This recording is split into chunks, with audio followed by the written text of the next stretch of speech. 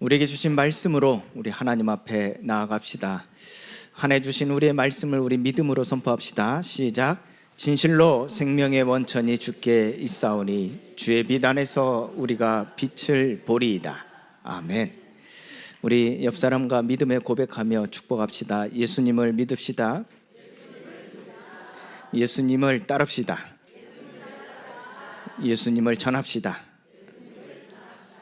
예수님은 그리스도이시기 때문에 그 그리스도로 말미암아 우리의 모든 것을 아시고 우리를 항상 구원에 이르게 하실 줄 믿습니다. 그렇기 때문에 그리스도를 붙잡는 우리의 삶이 되어진다면 어떠한 상황 속에서도 하나님 우리를 구원하시며 더 나아가 땅끝까지 이 복음이 되어 그리스도를 증거하는 증인으로 세워 가실 줄 믿습니다. 여러분들의 믿음이 항상 믿음의 고백으로 말미암아 변하지 않게 되기를 예수 그리스도님으로 축원드립니다. 간혹 현장에서 사람들을 만날 때 이런 상황을 보게 되어집니다. 참 안타까운 일이기도 한데요.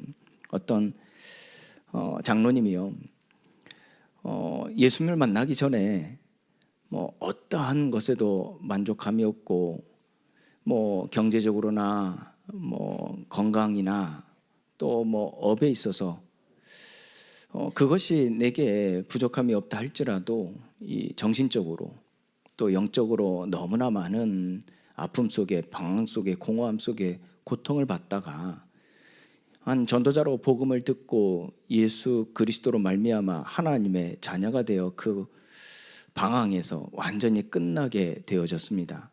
그것이 너무나 감사하고 기쁨에 하나님을 위하여 살겠다 서원하면서 그리스도의 일꾼으로 하나님의 비밀을 맡은 자로 주의 일을 위하여 임직도 하게 되어지고 오직 그리스도로 위하여 살겠다 모든 삶이 주님 앞에 드려지는 삶이 되어졌습니다. 많은 사람들에게 또 그 모습이 보여지면서 그 모습을 보고 이 하나님을 믿고 하나님의 자녀가 되어지는 일들이 일어나기도 했습니다. 그런데 어느 날 이 장로님이 이 사업이 망하게 되어진 거예요. 망하게 되어지면서 또 많은 여러 가지 어려움 속에서 해결될 듯 하면서 해결되어지지 않고 하나님 앞에 기도하고 하나님 앞에 간구하고 하는데도 불구하고 결국은 이 회사가 망하게 되어지니까 많은 어려움들을 겪게 되어졌습니다. 근데 그 장로님이 어느 순간 그 어려움 속에서 이 그리스도를 믿는 믿음이 헛되다 하면서 또 그 말씀을 전하는 사역자를 비방하고 교회를 어렵게 하는 모습들을 보게 되어졌습니다. 저는 그걸 보면서 무엇을 느꼈냐면요, 하나님은 여전히 살아계시고 우리를 위하여 이 땅에 보내신 독생자 그리스도는 여전히 우리에게 은혜를 베푸시고 구원의 길로 여기시는데 사람인 우리가 우리의 상황, 우리의 상태에 따라 변하는 겁니다.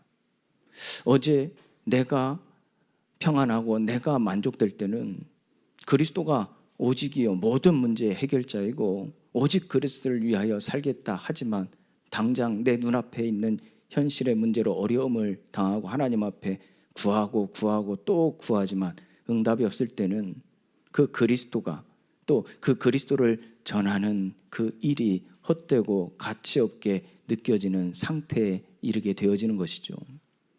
하나님은 여전히 살아 역사하고 계십니다. 하나님은 지금도 구원의 일을 이루어가고 계십니다. 하나님은 여전히 우리를 사랑하시고 우리를 인도하시며 하나님께 영광이 되어지게 하십니다. 자, 그런데 우리의 상태에 따라 우리의 상황에 따라 우리는 변하게 되어지는 모습을 우리는 인정하면서 오직 그리스도를 붙잡는 우리의 삶이 되어야 될 줄 믿습니다. 여러분들이 정말로 그리스도를 붙잡는 영적 시스템을 갖지 못하게 되어진다면 내 상황이 좋을 때는 오직 그리스도를 말하는 사람을 귀히 여기고 그 사람을 위하여 또 기도하고 헌신하지만 이 상황이 바뀌어지면 그 사람이 어느 날 싫어지게 되어지고 멀리하고 싶게 되어지고 또 모든 것이 마음에 들지 않게 되어질 수 있다는 겁니다. 오직 그리스도를 붙잡는 영적 시스템이 여러분 안에 세워져야 우리는 어떠한 상황, 어떠한 상태에 이른다 할지라도 그 속에서 구원을 얻으며 그 그리스도를 증거하는 일을 가장 가치 있고 귀하게 여겨질 줄 믿습니다. 그 기다림 속에서 하나님은 그 뜻하신 바대로 하나님의 말씀을 이루어 가실 것이고 그 속에서 하나님의 구원을 이루어 가실 줄 믿습니다. 우리는 어둠에서 빛 가운데로 인도하신 우리 주 예수 그리스도를 기억하며 살아가야 됩니다. 오늘 본문에서 안식일에 나무하던 사람, 이 사람의 이야기가 나옵니다.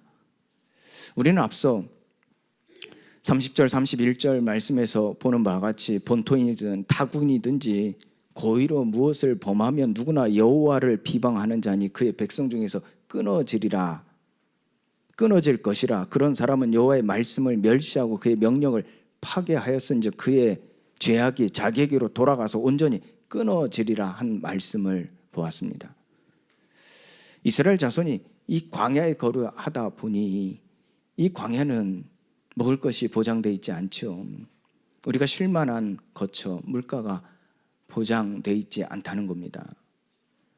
하나님이 일용할 양식을 주지만 그것으로 만족함을 느끼지 못했던 그 한 사람이 안식일을 지키라 하신 그 말씀을 고의적으로 지키지 않고 나를 위하여, 나의 만족을 위하여 일을 하러 나간 것입니다.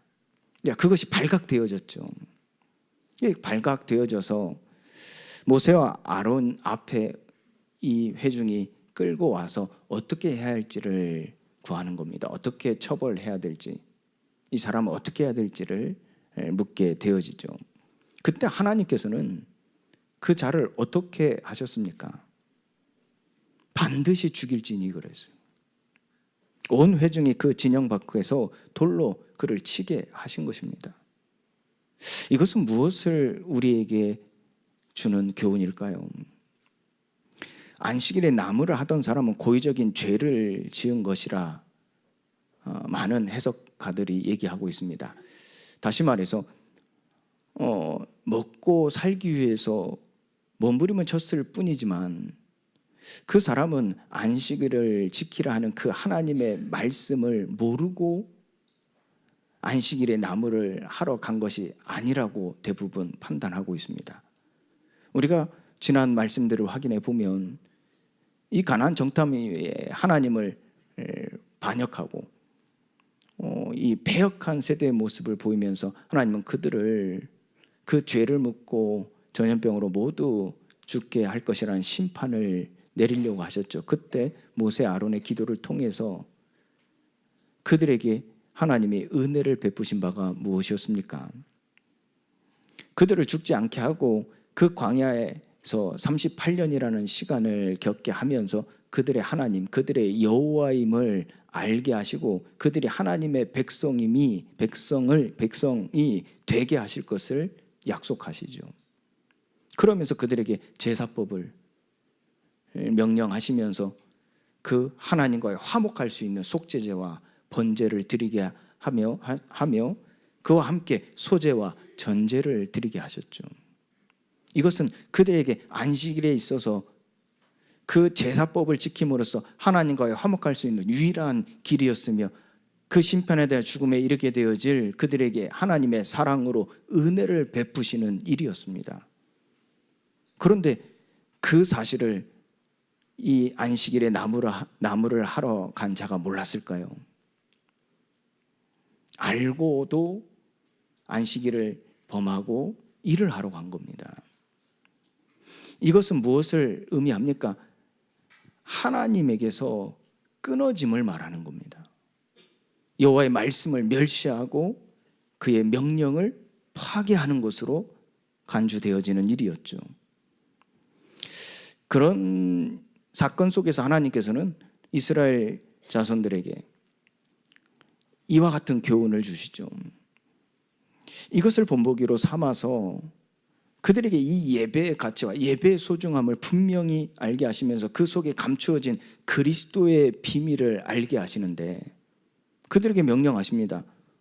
옷단 귀에 술을 달아 그 옷을 입고 다니는데 그 옷단 술에 연결하는 끈을 만드는데 청색 끈으로 만들어서 그 술을 매달고 살라 명령하신 겁니다.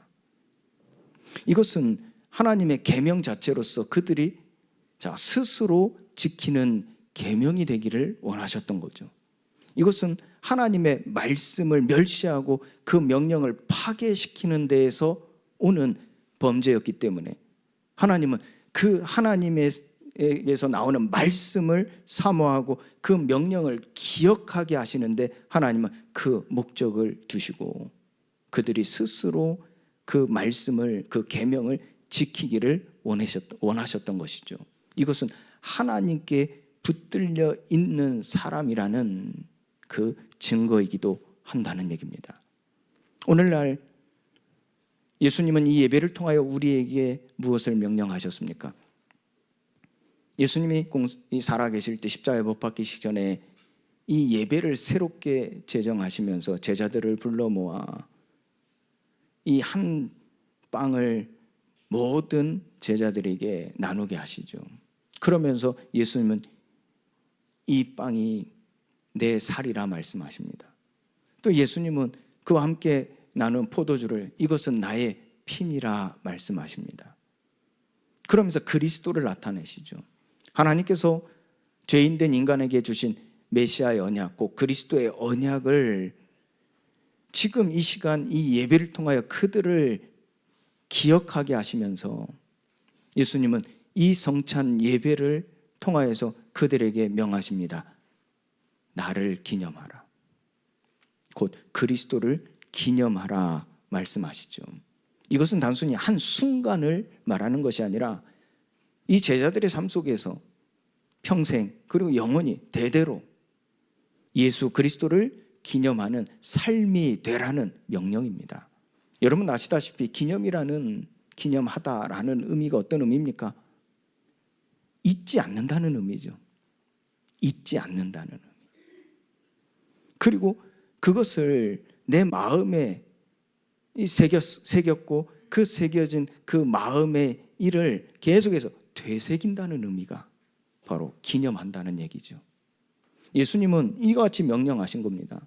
나를 잊지 말고 너희 마음에 새겨 그 마음을 매일같이 되새기며 살라는 명령을 하신 것입니다. 바로 이것이 오늘 제목에서 말하는 영적 시스템입니다. 영적 시스템이라는 말은 성도가 어떠한 위기나 환경 속에서도 자신의 이성이나 육신의 본성에 이끌리지 않고 끌려가지 않고 오직 예수 그리스도의 십자가의 복음과 우리 안에 거하시는 성령의 인도하심을 철저히 받도록 반응하는데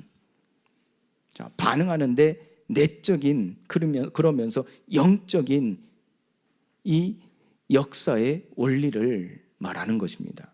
그래서 우리가 영적 시스템을 갖는다는 것은 우리가 십자가의 복음을 생각하게 만들고 성령이 내게 말씀하신 바 그 말씀대로 인도하심을 받도록 내가 반응하도록 만들어진 영적인 작동의 원리라는 겁니다. 되어지는 거죠. 되어지는 거.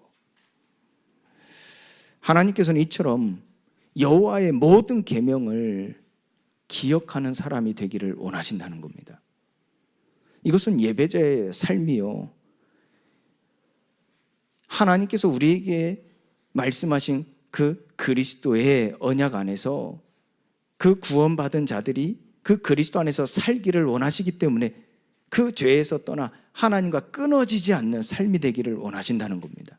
그래서 끊어지지 않게 하시려고 하나님은 이들에게 무엇을 주셨다는 말입니까? 여호와의 계명을 주셨다는 거예요.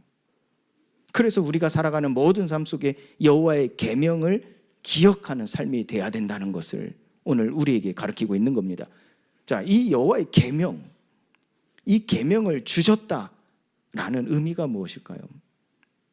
우리는 이 여호와께서 우리에게 반드시 지켜야 될 계명, 지키지 않으면 반드시 죽는다 하신 이 계명을 주신 의미에 대해서 바르게 이해하지 못할 때, 바르게 알지 못할 때 우리는 그 계명에 불순종한다 할지라도 전혀 거리낌이 없는 것이죠.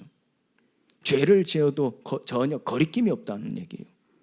결국 죄의 삭은 사망이기에 반드시 책임과 심판이 따른다는 얘기입니다. 그 심판과 책임을 어떻게 감당해야 된다는 것입니까? 곧 죽음으로써 감당할 수 있기에 우리가 이 죄를 짓는 것에 거리낌이 없는 자는 반드시 죽음에 이르게 되어진다는 것을 분명하게 말씀하고 있는 것이죠. 그런데 하나님께서는 우리에게 이 계명을 왜 주셨을까요? 그 계명을 주신 의미와 결국은 하나님의 뜻하신 바가 무엇인지, 이 계명을 주셨다는 것이 무엇을 의미하며 하나님의 뜻이 어떠한지를 아는 자들이 곧 여호와의 모든 계명을 기억하는 사람이라는 것이요, 예배자의 삶을 살아간다는 것입니다. 그 뜻에 대하여 오늘 40절에는 이와 같이 말씀하고 있습니다. 그리하여 너희가 내 모든 계명을 기억하고 행하면 너희의 하나님 앞에 거룩하리라 그랬어요.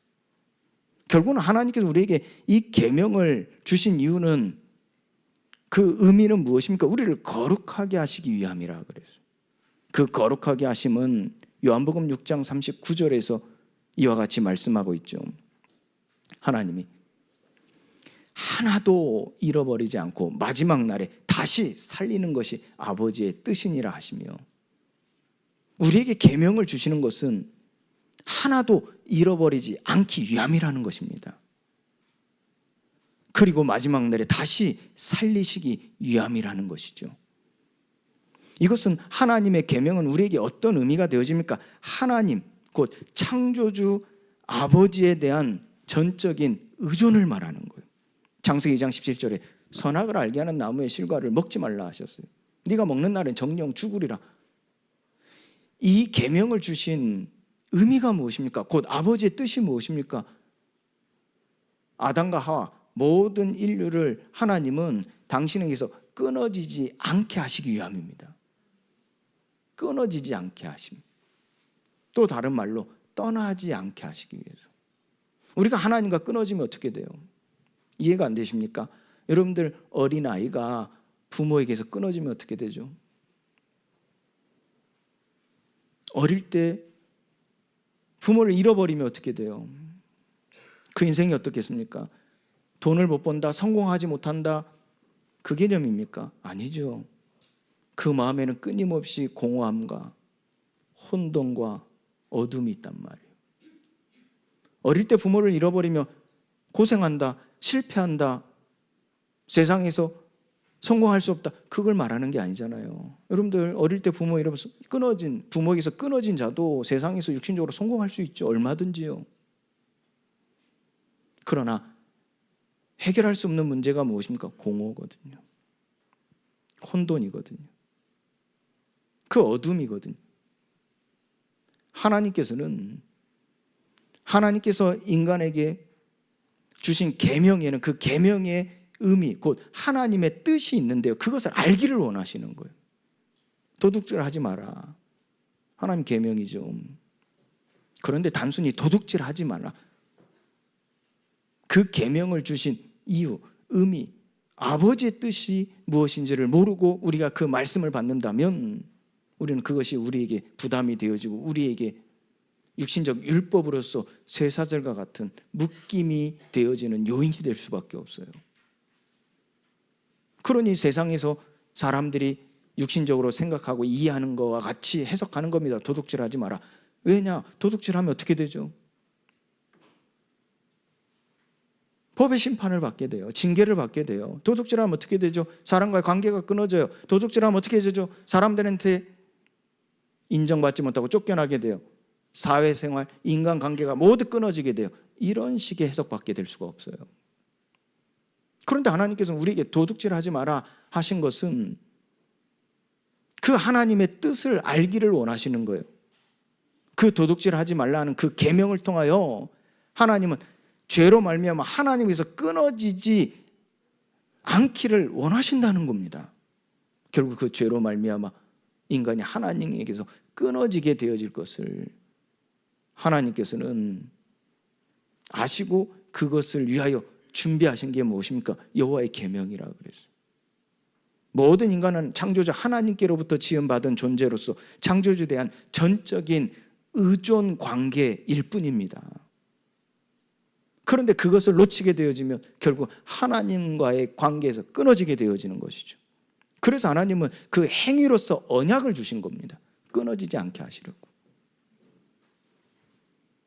이것을 놓친 아담과 하와는 결국은 범죄의 하나님에게서 끊어지게 되어진 거예요. 그런데 그 끊어짐의 결과가 단순히 하나님에게서 떠났다, 하나님을 떠났다, 이 정도의 문제가 아니었단 말이에요. 만물이 창조되기 이전에 하나님을 대적하여 이 땅에 쫓겨나는 이 사탄, 그 사탄으로 말미암아 이 세상이 혼돈되어질 때 그 속이는 그 악한 말들에 의해서 사람들에게 임하는 바가 무엇입니까? 여러분들, 공허와 혼돈과 어둠 속에 사는 존재가 가지는 상태가 어떨까요? 한마디로 고통입니다. 고통에 이르게 되어지죠. 그러나 더 고통이 되는 것은 무엇입니까? 그 혼돈, 공허, 그 어둠을 해결할 수 있는 답이 없다는 겁니다. 해결할 수 있는 길도 방법도 알지 못하고 그 알지 못하는 것은 없다는 겁니다. 결국 하나님은 반역한 자, 범죄한 자에게 급히 내린 명령이 무엇이었습니까? 창세기 3장 15절의 후손에 이 여자의 후손을 보내시겠다, 곧 그리스도를 붙잡으라는 명령이었습니다. 이것이 그 반역한 자에게 임하는 그 재앙의 심판이 막바로 그쳐질 수 있는 하나님의 은혜라는 것입니다. 하나님 이처럼 이 계명을 주신 것이 어떤 의미입니까? 창조주에 대한 전적인 의존할 관계로서 끊어진 자에게 임하는 반역한 자에게 급히 내리는 재앙을 급히 그치게 하는 하나님의 은혜의 명령이라는 겁니다. 하나님 이것을 우리가 온전히 알지도 또 믿을 수도 없기 때문에, 왜요? 이미 하나님께서 끊어졌기 때문에 아까 말씀드린 그 공허와 혼돈과 흑암 속에서 구원받을 수 있는 길과 진리 자체가 없다는 거예요. 모른다는 정도가 아니라 없다는 거예요. 여러분들, 왜 사람들이, 그렇게 똑똑한 사람들이 구판을 벌릴까요? 돈을 몇십만 원, 몇백만 원, 심지어는 몇천만 원까지 주면서 구술할까요? 지성인이. 여러분들 이해되십니까? 이해 안 되죠? 그러나 답이 없는 자에게는 이해가 돼요. 다 해봐도 안 되어지는 그 사람에게는 이해가 된다니까요. 왜요? 그게 답이 되어져서 내가 이 공허와 혼돈과 어둠에서 빠져나온다 믿는다면 몇천만 원, 몇 억을 들여서라도 굿한다니까요. 왜요? 진리가 없으니까 그래요. 답이 없으니까 그래요. 길이 없으니까 그래요. 모른다 정도가 아니라 없다니까요. 그런 삶이 얼마나 고통이겠습니까? 여러분들, 이 무거운 죄를 지은 사람을 재판할 때 뭐 무기징역을 선고하지 않습니까? 왜요? 그건 최고의 죄, 이 최고의 심판입니다. 왜요? 희망이 없게 만들어 버려요. 그냥 평생 그 감옥에서 사는 거예요. 길이 없게 만들어 버리는 거예요.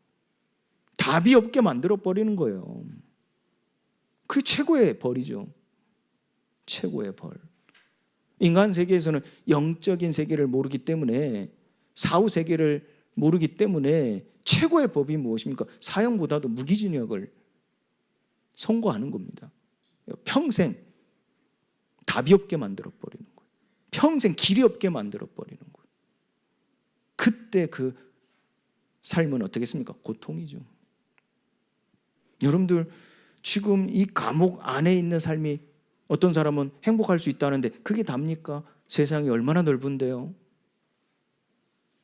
세상에 좋은 것들 얼마나 많은데요. 뭐 겸손하며 낮아져서 자기 만족하며 살면 된다. 결코 그럴까요? 잔잔한 바다에 돌 하나 던지면 요동되어지듯이요. 새로운 범죄자가 감옥에 들어와서 그 말을 하고 들을 때 그 마음이 요동된다니까요. 하나님은 그와 같은 우리에게 그 길이요 진리요 생명 자체가 되신 그리스도를 보내셨다는 것은 중보자를 보내셨다는 거예요. 그 중보로 말미암아 우리는 그 길을 찾게 되어지고 그 길을 믿게 되어지고 그 길을 따르게 되어지는 겁니다. 그리고 증인으로 서서 그 길을 전하게 되어지는 것이죠.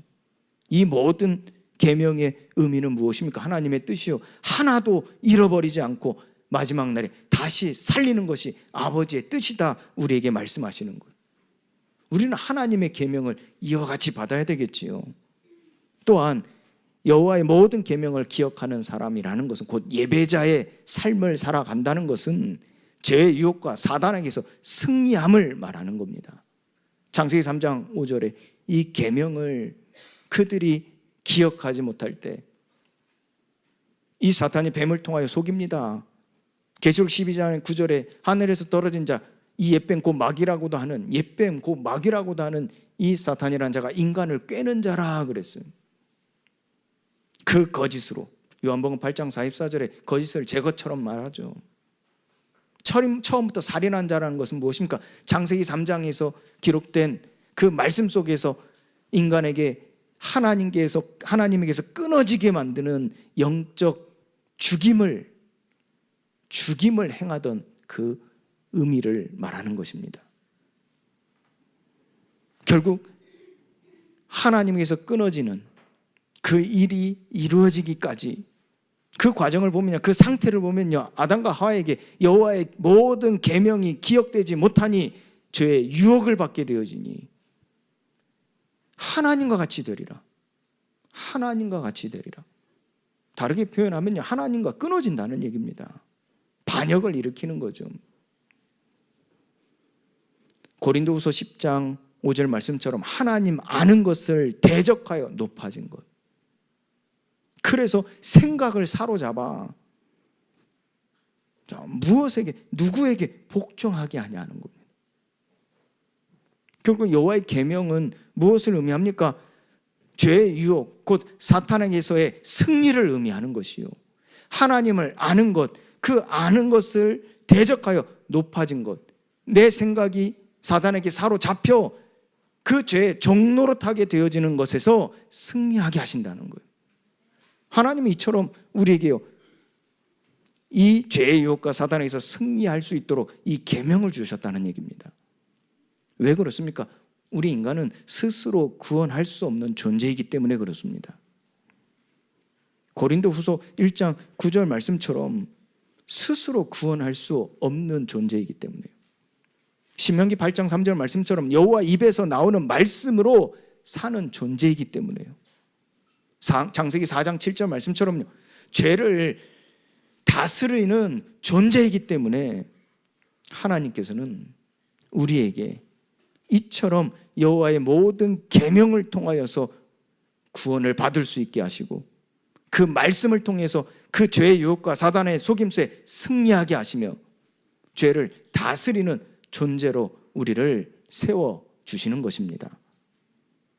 자, 이처럼 이 계명이 내 복음이 되어질 때요, 이 계명이 나의 복음이 되어질 때, 그때 그리스도의 중보에 우리는 전적으로 의지할 수 있게 되어지는 거예요.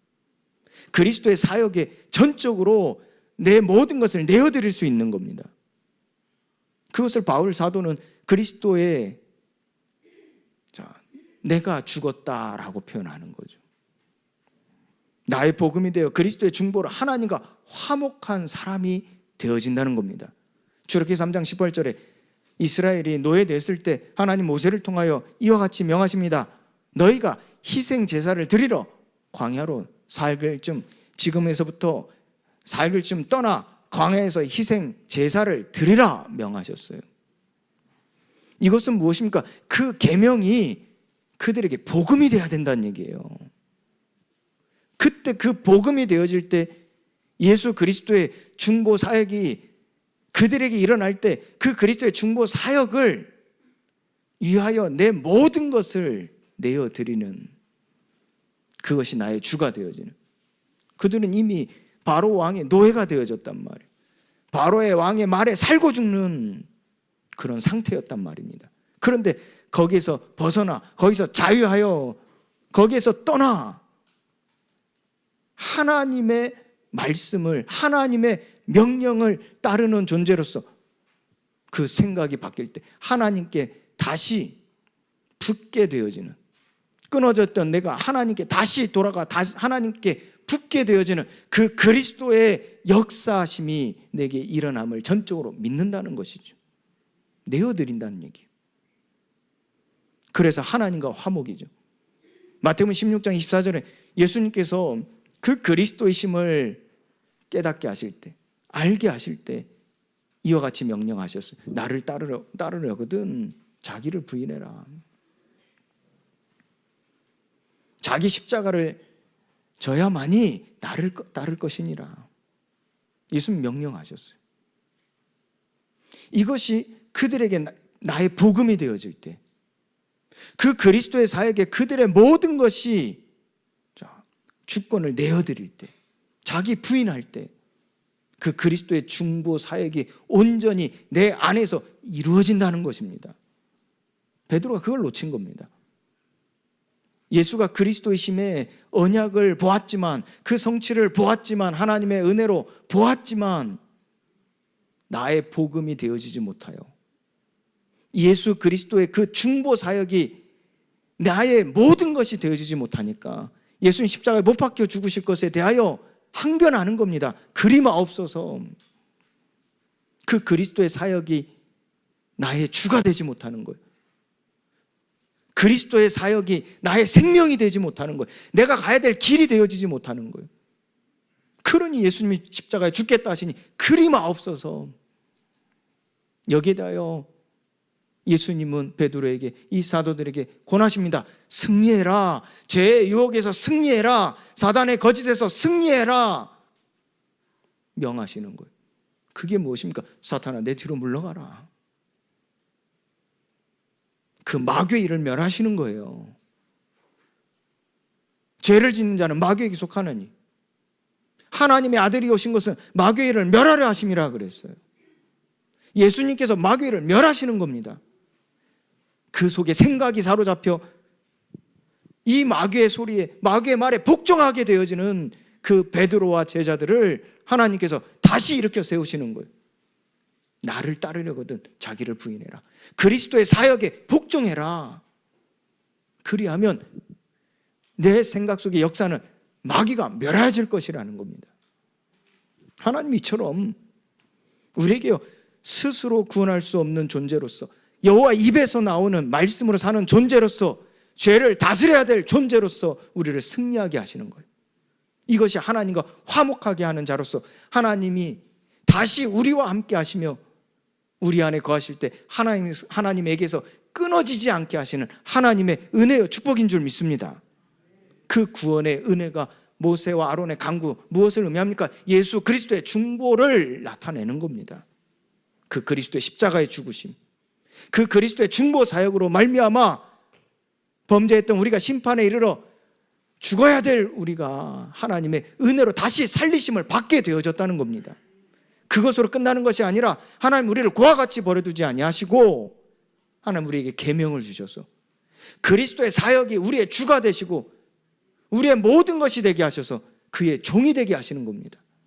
이것이 우리를 살리는 것이죠. 이것이 하나님이 우리에게 제사법을 주신 것이고 오늘날 성찬의 예배법을 우리에게 주신 일이라는 겁니다. 이로써 화목제와 함께 드리는 소제와 전제의 의미를 오늘 우리는 다시금 묵상해야 될 줄 믿습니다. 소제는 무엇이라 그랬어요?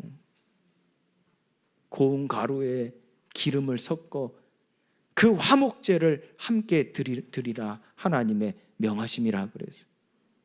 예수 그리스도의 십자가에 못 박히심, 그 비하하신 낮아지신 사람과 같이 되셔서 그 육체로 중간에 막힌 담을 허신 것처럼 하나님 우리에게 예배하는 우리에게 자기를 부인하라 말씀하시는 거예요. 그때 그 기름이 그 고운 가루에 섞이는 것처럼 보혜사 성령을 약속하시기에 우리가 자기를 부인할 때, 자기 십자가를 지을 때 성령이, 보혜사 성령이 우리에게 임하여 우리의 왕이 되실 줄 믿습니다. 우리의 제사장이 되실 줄 믿습니다.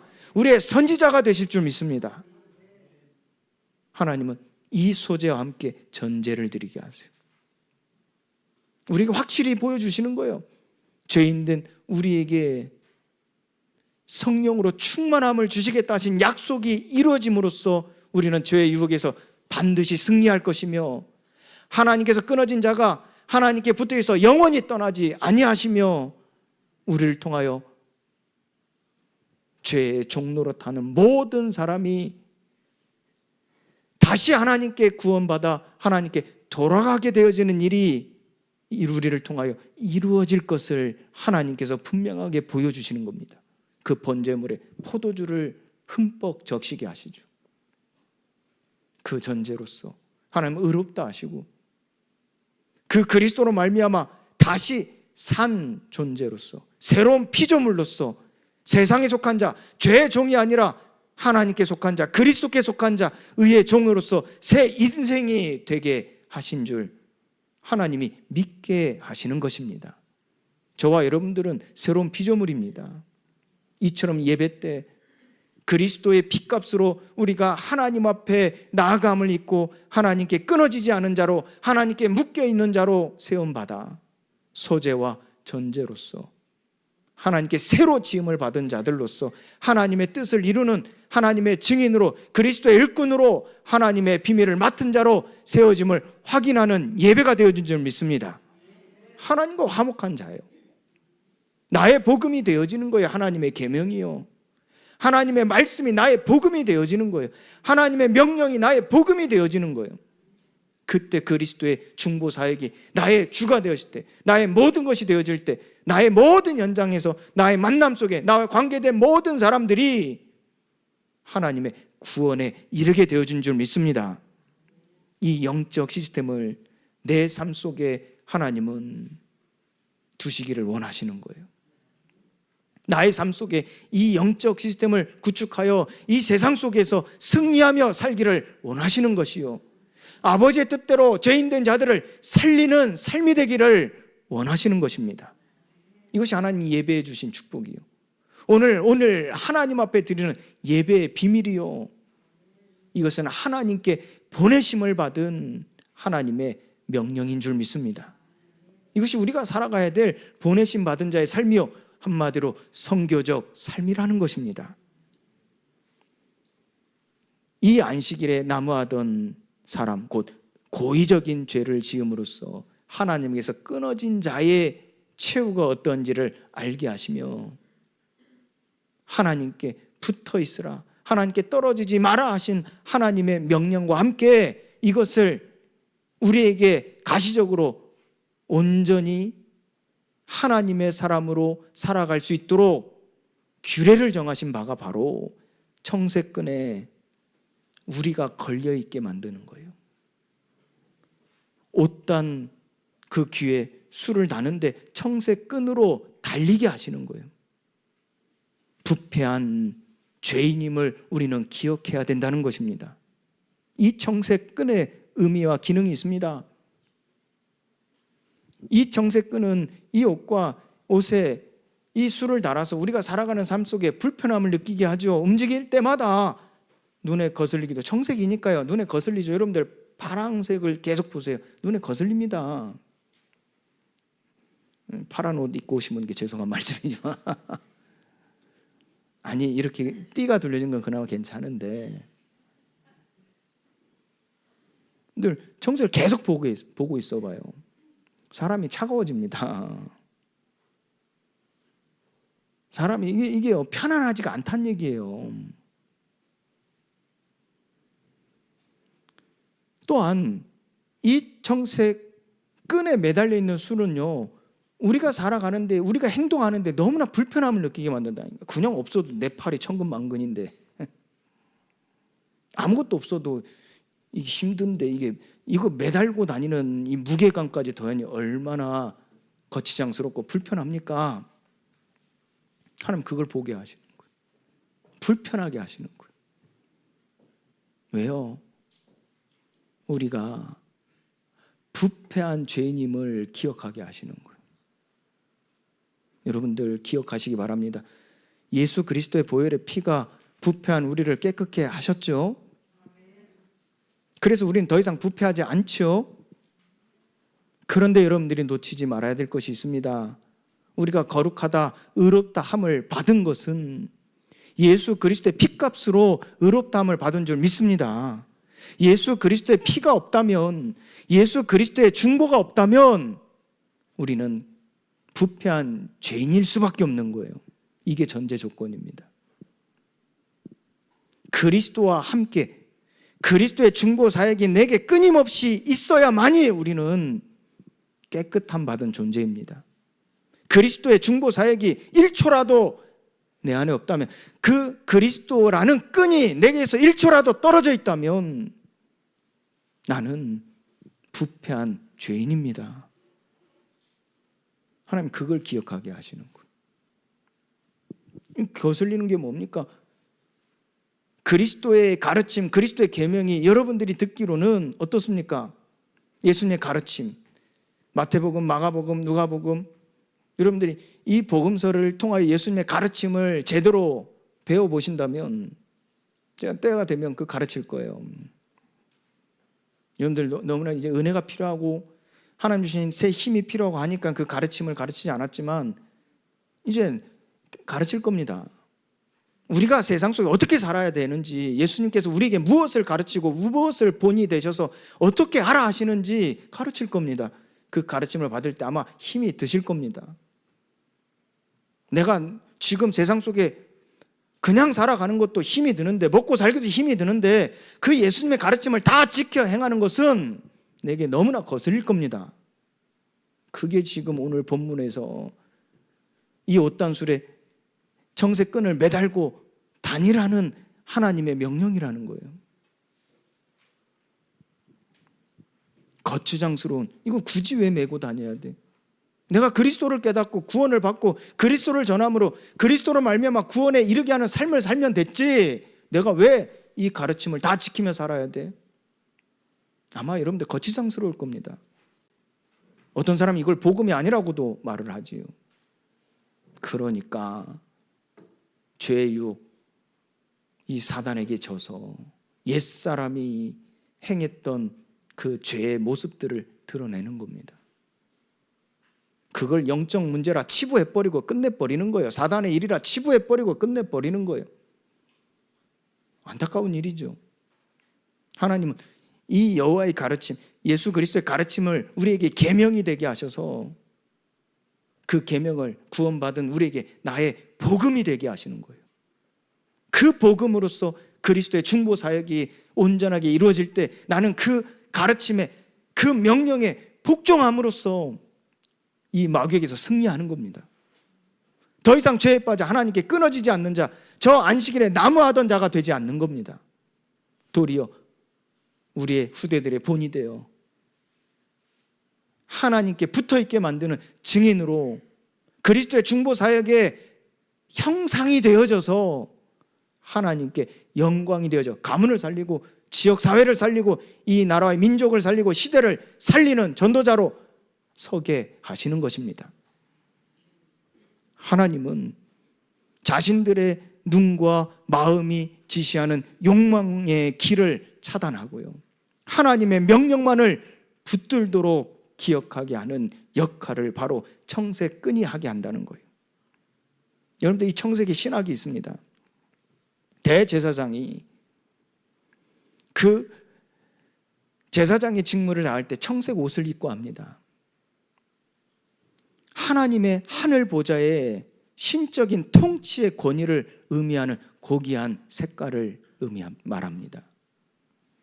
그러면서 옷단에 끼워진 한 가닥의 청색끈을 볼 때마다 이스라엘이 자신들이 거친 광야 한가운데서 먼지를 뒤집어 쓰고 불안한 그 상황, 목적지가 보이지 않아 가도 끝이 없는 그 광야길에서 방황할지라도 위로부터, 하늘로부터 하나님의 자녀라는, 하나님의 거룩한 자라는, 하나님의 형상이라는 신분을 부여받은 거룩한 제사장 나라이자 하나님의 자녀 백성이라는 영적 자각과 정체성을 굳게 붙잡게 하신다는 것이 청세기 신학입니다. 우리는 그 청세기 보호자를 의미한다면 그 보호자의 통치에 복종함으로써 우리는 이 세상 속에 거친다 할지라도, 거슬린다 할지라도 우리가 온전하고 거룩하고 아버지의 뜻을 이루는 영광의 삶이 되어줄 수 있다는 것을 우리에게 가르치고 있는 것이죠. 많은 사람들은 불편하다고, 거치장스럽다고, 필요 없다고 청세권을 잘라내버려요.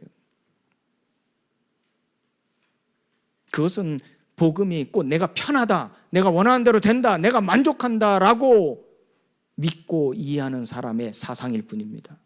가르침일 뿐입니다.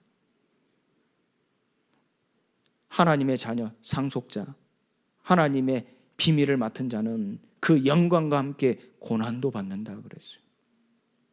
그 고난은 다른 게 아니에요. 힘들게 사는 것을 말하는 게 아니에요. 고난은 바로 이 옷단의 수를 청세권에 매달려 그 매달린 삶을 살아가는 것을 말하는 거예요. 거치는 것을 말하는 거예요. 불편한 것을 말하는 거예요. 그러나 그 불편함이 나를 지키는 겁니다. 죄에 빠지지 않게 하는 겁니다. 그 불편함이 나를 살리는 것이요, 하나님께서 끊어지지 않게 하는 것이요, 하나님께 단단히 붙어 있게 만드는 장치입니다. 그런데 하나님은 그것을요 본이 되게 하신다니까요. 그것을요 하나님은 능력이 되게 하신다니까요. 그것을 통하여 하나님은 많은 죄의 종로를 타여 하나님께 떠나 있던 자들을 하나님께 나오게 하는 증거가 되게 하시는 겁니다. 하나님의 계명이 나의 복음이 되기를 주님의 이름으로 축원드립니다. 그 계명은 단순히 율법을 지킨다는 의미가 아니라 그랬어요. 그리스도의 중보가 내게 온전하게 이루어짐을 말하는 것이라 그랬어요. 그리스도의 중보가 내게 온전히 이루어질 때 그 그리스도가 나의 주가 되시는 거예요. 그때 우리는 참된 고백을 할 수 있는 겁니다. 주는 그리스도시요 살아계신 하나님의 아들이십니다. 이때 예수님 우리에게 또 말씀하시는 거예요. 자기를 부인하라. 자기 십자가를 지라. 나는 십자가에 못 박혀 죽고 다시 살아날 것이라 할 때 아멘 하고 우리는 그 예수님의 뒤를 따라갈 줄 믿습니다.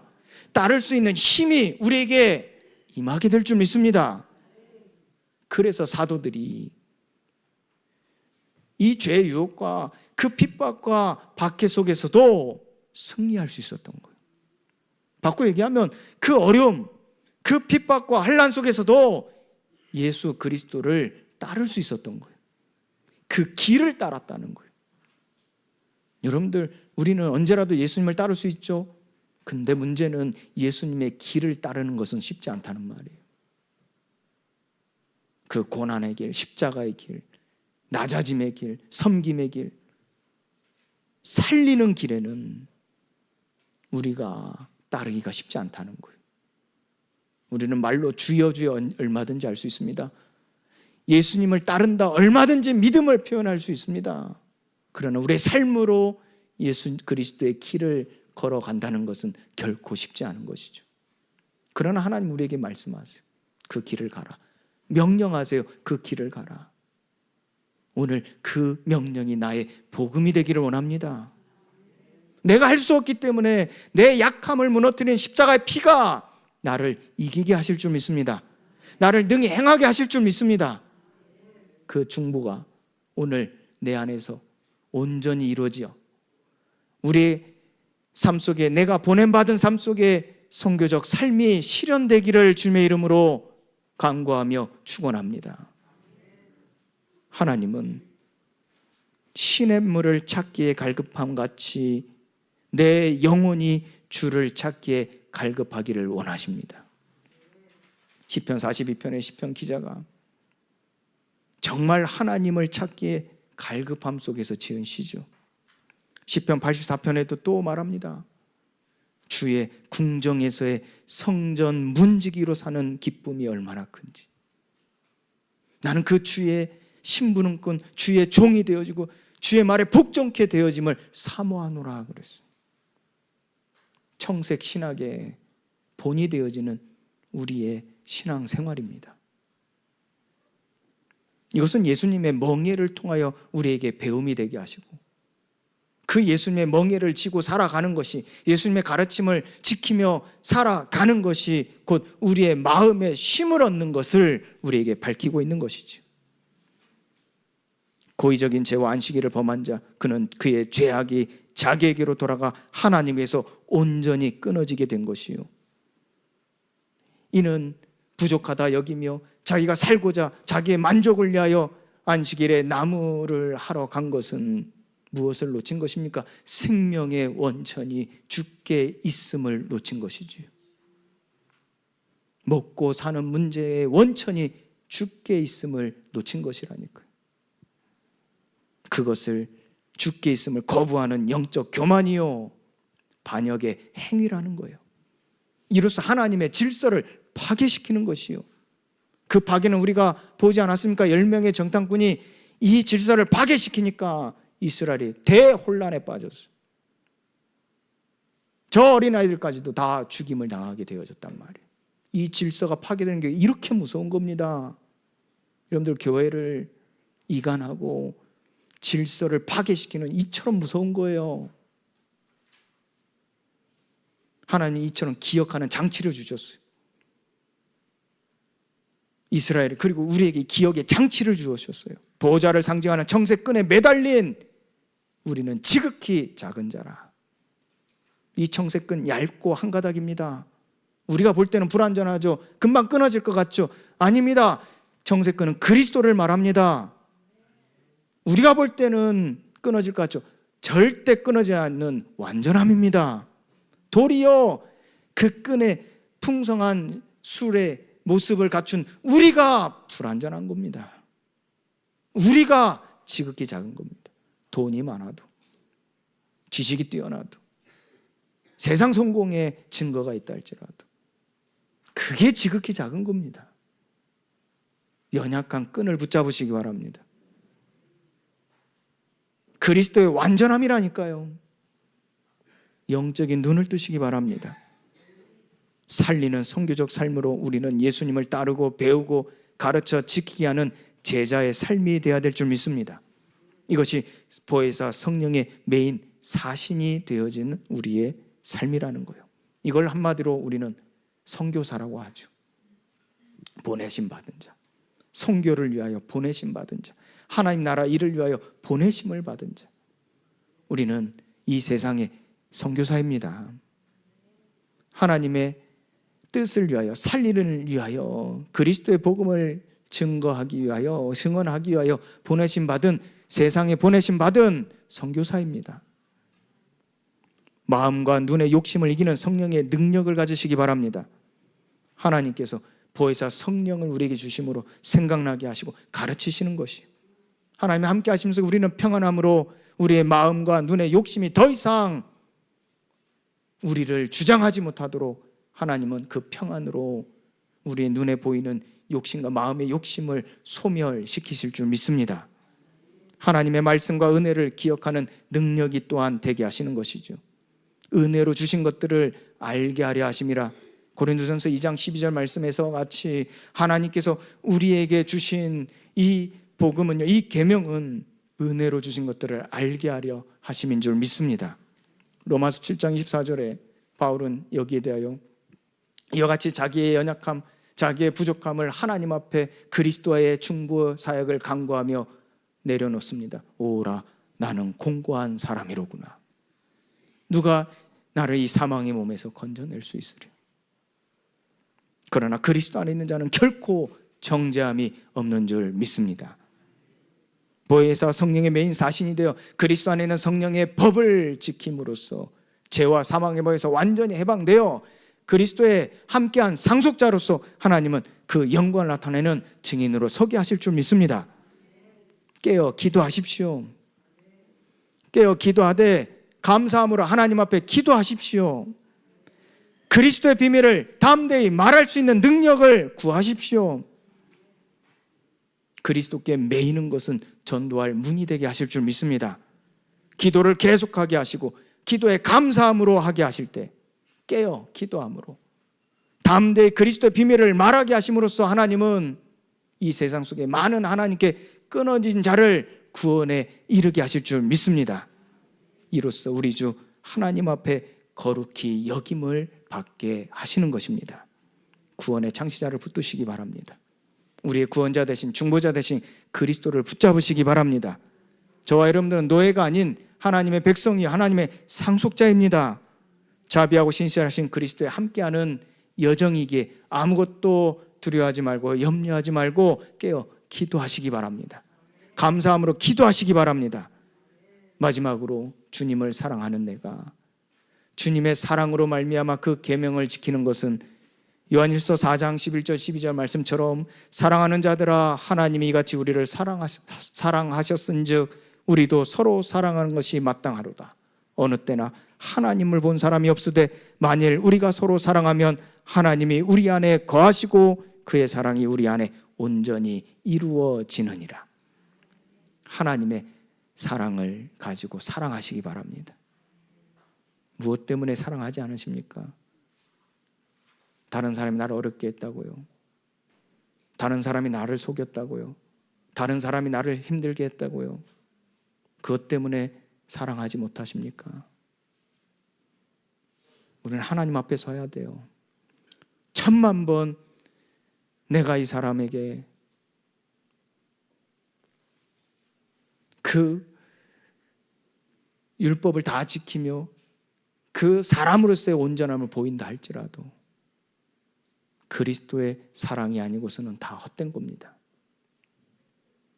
하나님은 그 모습을 통해 나를 보게 하세요.